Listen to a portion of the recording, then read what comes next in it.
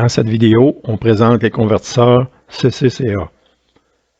Dans les convertisseurs CCCA, à l'entrée, on a une tension continue fixe et à la sortie, on va obtenir une source alternative de tension variable puis de fréquence variable. C'est le dernier groupe des convertisseurs qu'on va étudier. Et l'application principale de ce type de convertisseur-là, ce sont les onduleurs autonomes. Un onduleur autonome sert à générer des signaux alternatifs pour, par exemple, faire fonctionner des moteurs. Donc ici, on a un exemple de l'onduleur de la Toyota Prius dans laquelle la source d'énergie ce sont des piles et la sortie sont des signaux triphasés pour alimenter un moteur triphasé. On appelle ça aussi une drive CA. Donc la vidéo et le document est divisé en deux sections. La première section, on va s'attarder au contenu spectral des impulsions rectangulaires. Ensuite, on va regarder les circuits et les signaux de commande pour les onduleurs autonomes. Voici le principe de fonctionnement d'un onduleur autonome monophasé. Donc, on a une source continue ici. Dans un premier temps, on ferme l'interrupteur H1 et H4 et le courant peut passer dans ce sens-là. Une demi-période plus tard, on rouvre les interrupteurs et on ferme H3 et H2 et à ce moment-là, le courant passe dans l'autre sens dans le récepteur. Donc, si on fait ça à un rythme, par exemple, de 60 fois par seconde, on pourra générer un 60 Hz dans le récepteur. On a vu aussi que lorsque le courant passe, par exemple, dans cette branche-là, si on H, soit avec H4 ou H1, à ce moment-là, on peut contrôler le courant dans le récepteur comme le fait un convertisseur Buck. Ici, on va regarder le contenu spectral de différentes impulsions rectangulaires. Idéalement, on veut une source sinusoïdale dans la charge, mais avec les interrupteurs, on peut produire un signal d'une certaine amplitude, par exemple 120, pendant 180 degrés, et ensuite de ça, on inverse pendant 180 degrés, un signal carré. On peut avoir aussi un autre type de signal qu'on va appeler sinus modifié. Donc, on essaie de reproduire un signal rectangulaire qui va s'approcher d'un sinus. Donc, pour voir lequel s'approche le plus d'un sinus, on n'a qu'à faire la FFT de ça, regarder le contenu spectral de ces signaux-là. Si on utilise un simple interrupteur, à ce moment-là, tout ce qu'on peut faire, c'est soit aucune tension dans la charge ou toute la tension positive dans la charge. On obtient un signal rectangulaire avec un rapport cyclique de 50%.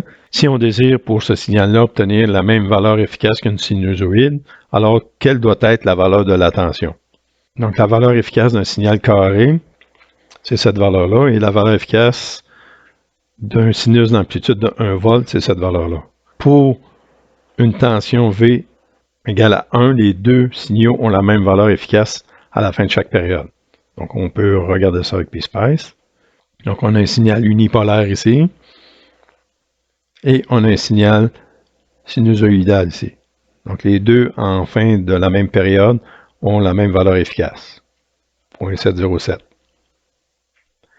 Si on regarde le contenu harmonique, un simple sinus, toute l'énergie est située à une fréquence, tandis que pour un signal carré unipolaire, on a du CC, on a la fondamentale, et on obtient des harmoniques impaires.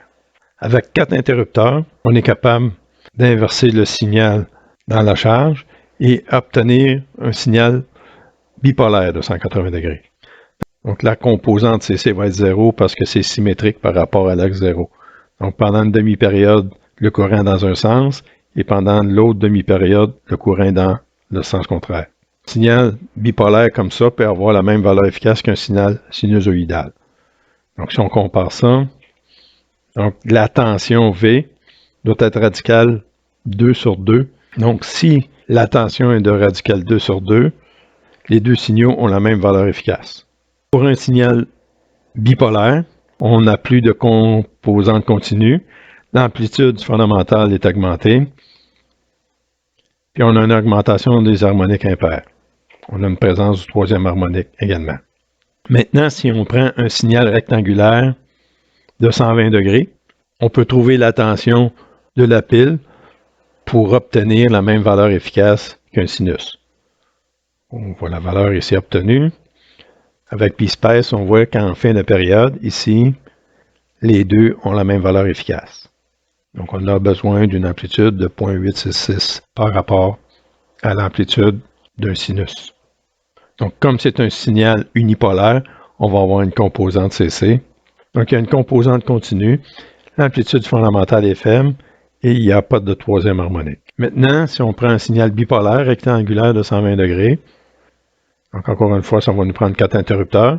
Quand on a un signal unipolaire, on peut le faire avec un interrupteur, mais l'inconvénient, c'est d'avoir une source CC, qui est fortement déconseillée pour les inductances, les transformateurs.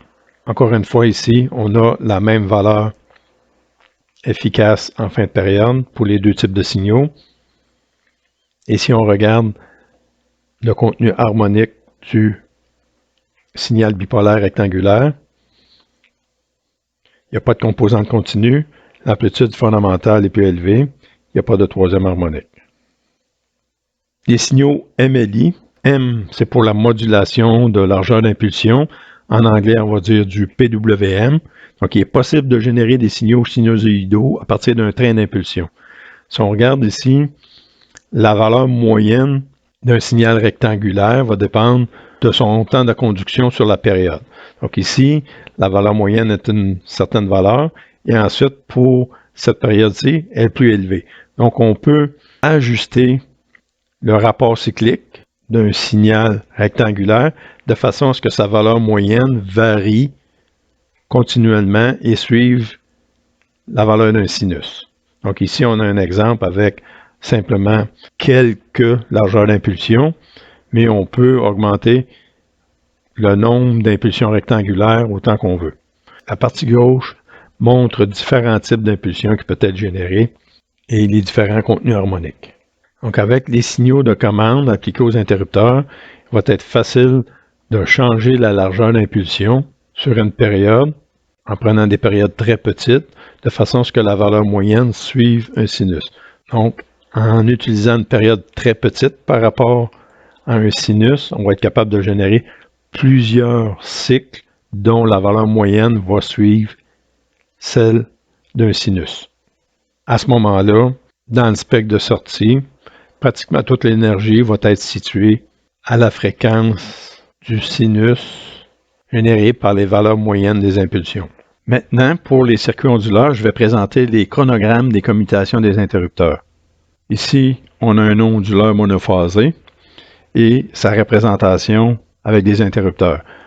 Les diodes qui sont en parallèle avec chacun des interrupteurs sont des diodes de roue libre dans le cas où on aurait une charge inductive comme un moteur. Dans la séquence de commutation, il faut s'assurer que H1 et H'1 ne soient jamais fermés en même temps parce que ça causerait un court-circuit au bornes de l'alimentation. Même chose, il ne faut pas que H2 et H'2 soient fermés en même temps.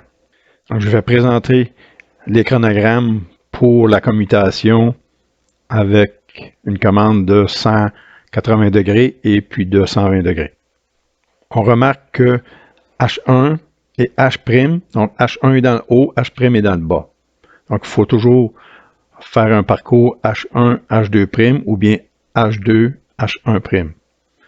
Dans le cas où il y aurait déjà un courant à l'intérieur et qu'on rouvre les interrupteurs, à ce moment-là, le courant va passer par D1, va revenir dans la pile et va passer par D2.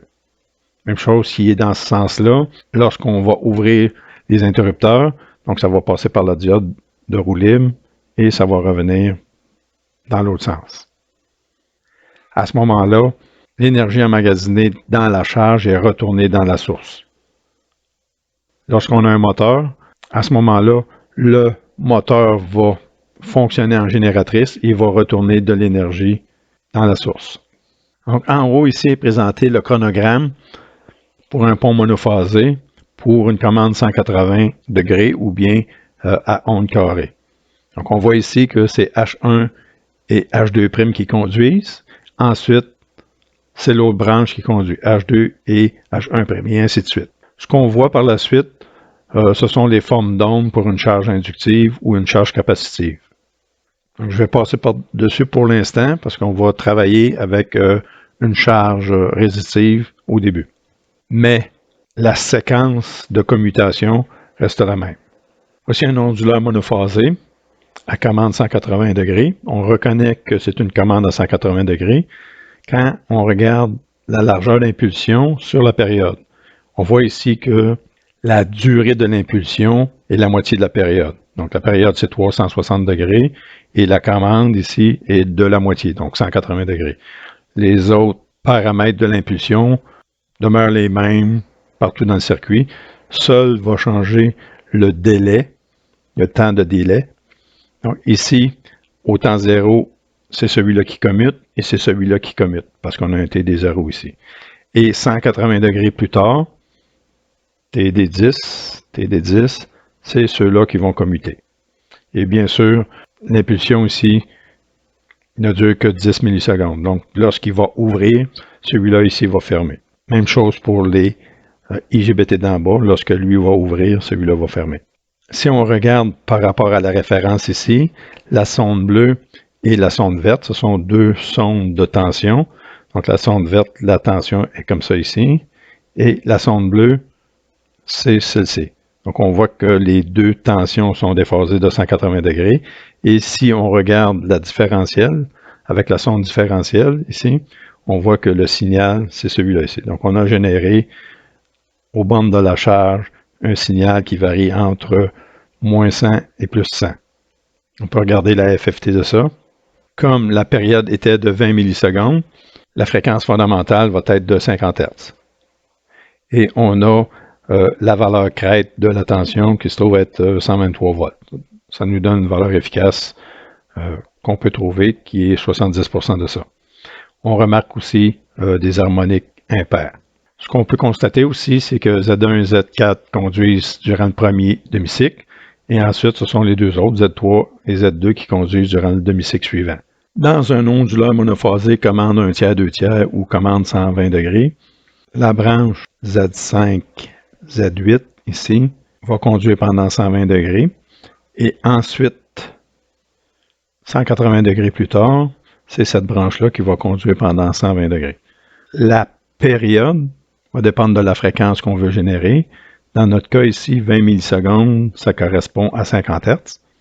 Et 6,67 millisecondes pour 50 Hz, ça correspond à 120 degrés. Donc la durée de l'impulsion est de 120 degrés et la période est de 360 degrés.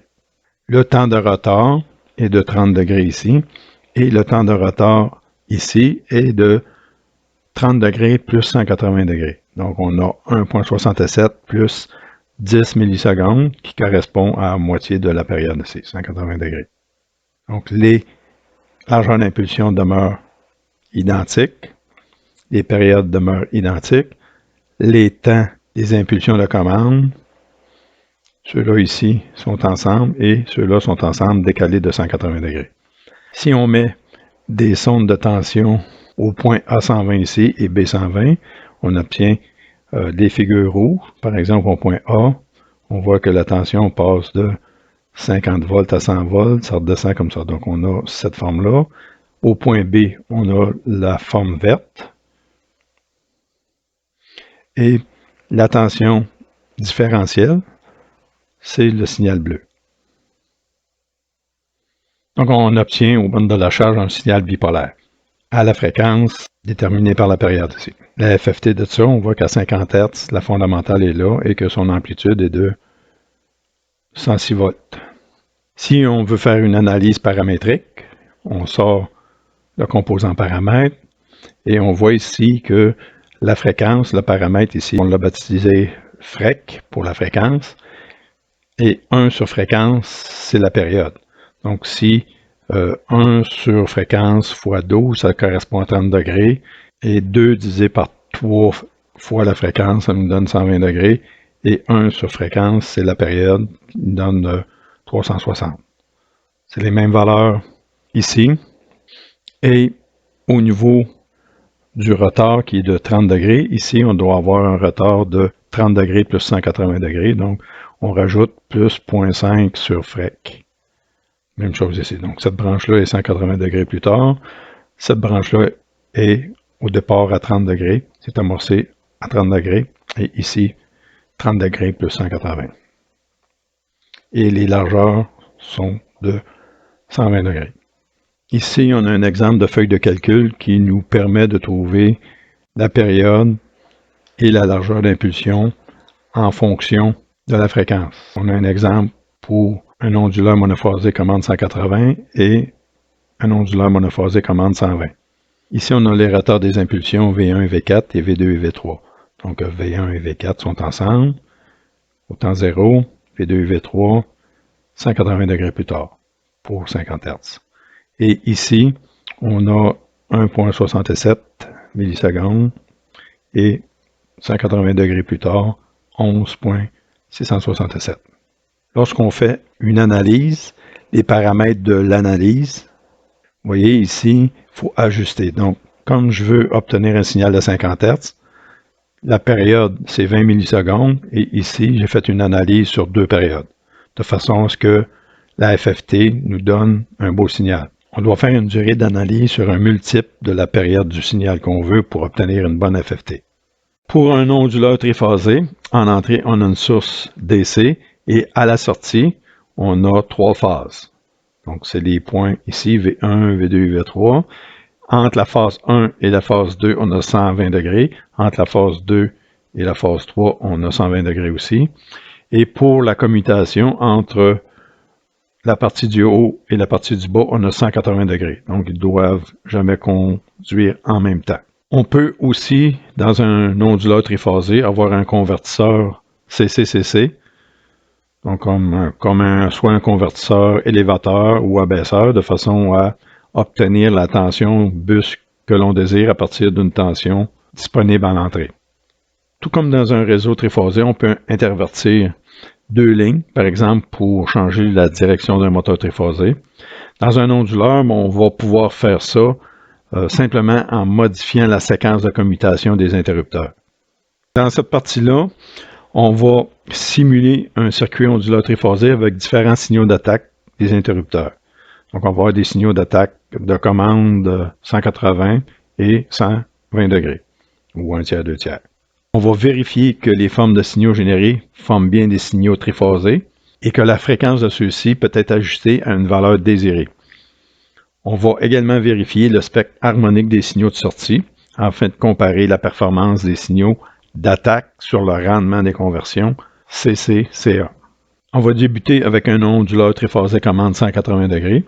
Donc, dans un onduleur commande 180 degrés, la durée des impulsions est de 180 degrés. Les impulsions de chaque branche sont espacées de 120 et les impulsions dans une même branche, entre la partie supérieure et la partie inférieure, est espacée de 180 degrés. La séquence normale, c'est L1, L2, L3 et la séquence inverse, c'est L1, L3, L2, mais on peut également utiliser d'autres séquences. Ici, on a un exemple de circuit de simulation pour générer une fréquence de 50 Hz.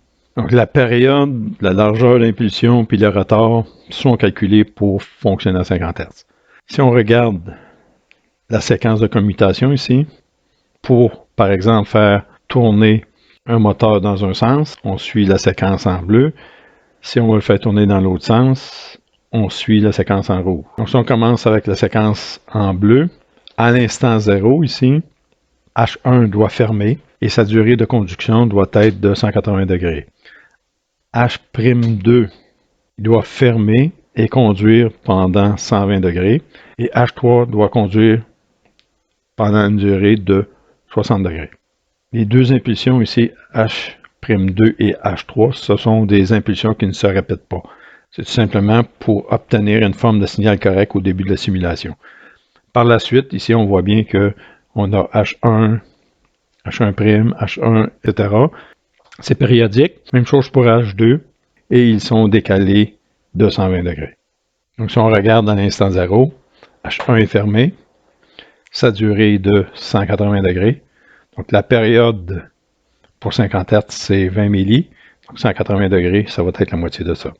120 degrés plus tard, ça correspond à 6,67 millisecondes. Et encore 120 degrés plus tard, on rajoute 6,67 milli, ça nous amène à 13,33 millisecondes. 180 degrés d'écart, c'est 10 millisecondes. 180 degrés, c'est 10 millisecondes de plus aussi. Même chose ici. Ici, si on ajoute 10 millisecondes, on arrive à 23. Donc, c'est plus grand que la période, donc on soustrait 20 et cela nous donne 3,33 milli. On a les deux impulsions non périodiques au début, donc les périodes sont de 0. Si on va sur H2, ici on voit que la période est 0 et sa durée 120 degrés à l'instant 0. Et H3, on a une impulsion qui ne se répète pas, de durée de 60 degrés à l'instant 0. Si on veut obtenir la séquence inverse, on n'a qu'à partir ici, donner ces impulsions-là, et ensuite de ça, ça va être répétitif. Donc la condition initiale est différente, et ensuite de ça, les temps des impulsions doivent être modifiés. Ici, on a un schéma de simulation qui va utiliser l'analyse paramétrique de l'onduleur triphasé à commande 180 degrés. Donc ici, le paramètre, c'est F pour la fréquence. On a les impulsions initiales, V9 et V10, qui demeurent la même chose. Donc on a une impulsion ici, V10, de période 0, qui indique que ça ne se répète pas, et la largeur va être de 60 degrés. Donc on a la période divisée par 6. À l'instant 0, même chose ici, ça ne se répète pas, on a une durée de 120 degrés pour H2, à l'instant 0. Par la suite, ce qu'on peut voir, c'est que la période, c'est 1 sur F. Ensuite, la largeur d'impulsion, c'est la moitié de la période, 0,5 F. C'est la même chose pour toutes les autres, c'est un point indiqué. Ce qui varie, ce sont les retards d'amorçage. Donc ici, il est amorcé au temps 0, comme indiqué. Et ensuite de ça, H2 va être amorcé 120 degrés plus tard. Donc, c'est la période divisée par 3. Et l'autre, 240 degrés plus tard. Et ici, c'est 180 degrés entre les deux au niveau du temps de délai. Donc, c'est la période divisée par 2. Même chose pour ceux-ci. Le paramètre, dans notre cas ici, on l'a fixé F à 50 Hz.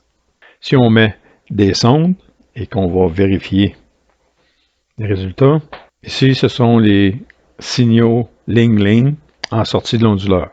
La tension de L1 moins la tension de L2, on obtient une tension ligne-ligne, et on a la forme. Et on voit ici que les formes sont décalées de 60 degrés les unes par rapport aux autres. Donc on sait que dans un réseau triphasé, le déphasage entre les tensions ligne-ligne est de 60 degrés. Maintenant, si on regarde la FFT de ça, on voit que la fréquence fondamentale est bien située à 50 Hz. On a des harmoniques. Pour trouver le rendement de conversion, c'est un circuit symétrique. Donc, on trouve la puissance dans une résistance, on multiplie par 3 pour obtenir la puissance utile générée à 50 Hz. Donc, dans notre cas, la puissance utile, c'est la puissance ici. Donc, ça ici, ce sont des termes qui sont indésirables. Ça va être une perte en chaleur. Donc, le terme utile, c'est le terme qui est ici.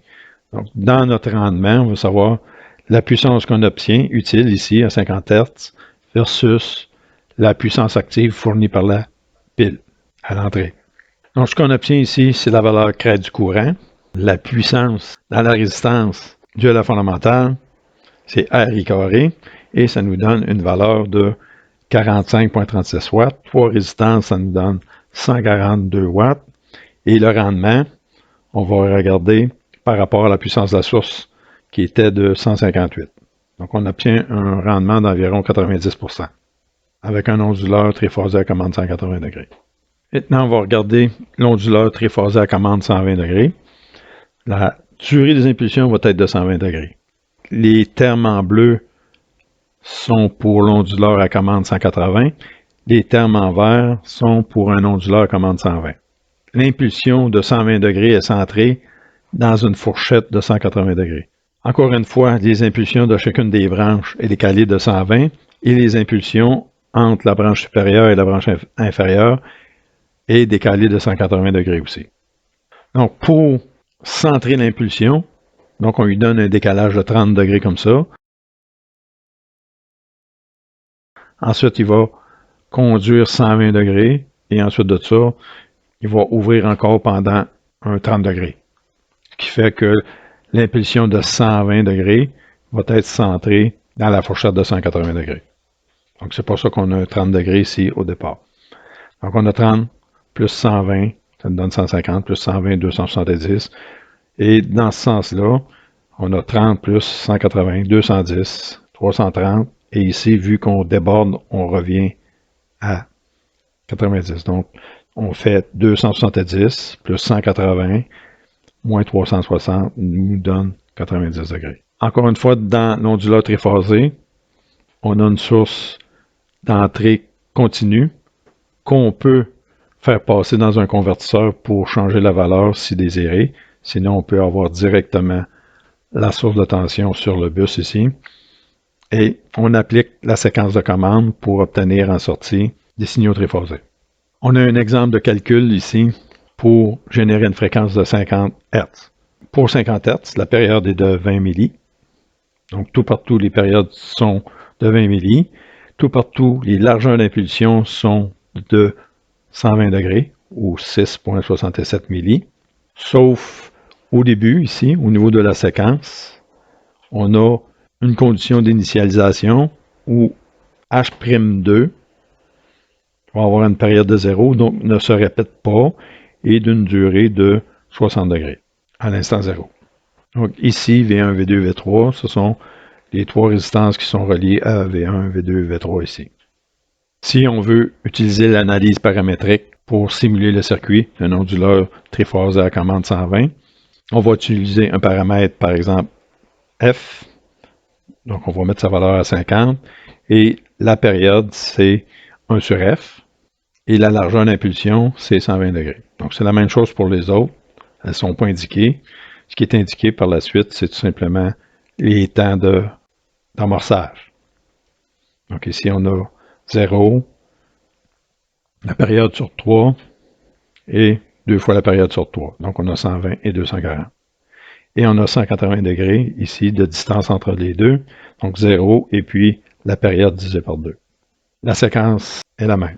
On voit les signaux générés qui ont un aspect sinusoïdal et qui sont déphasés de 60 degrés, comme dans un réseau triphasé. Donc, il faut considérer qu'ici, ce sont des tensions ligne-ligne et non pas les tensions ligne-neutre.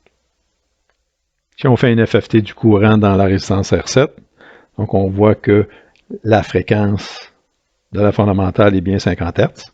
Et on a les mêmes harmoniques que dans une commande 180 degrés. Les valeurs sont différentes. Encore une fois, pour le rendement de conversion, vu que le circuit est symétrique, on trouve la puissance dans une résistance.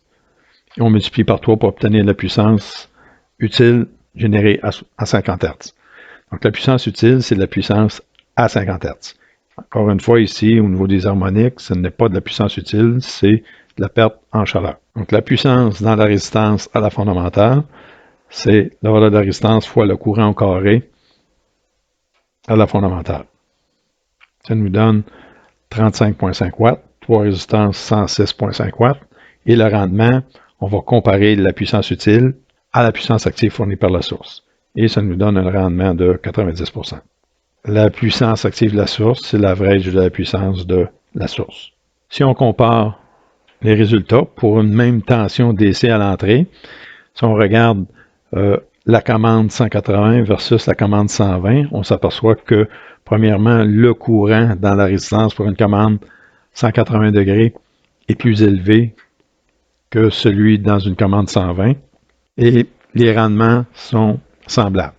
Ici, une petite note pour indiquer que si on va dans la page et qu'on choisit d'éditer les propriétés des objets, à ce moment-là, on peut facilement ici changer une valeur et glisser copier pour changer toutes les propriétés des sources. C'est plus vite que les changer manuellement dans le dessin.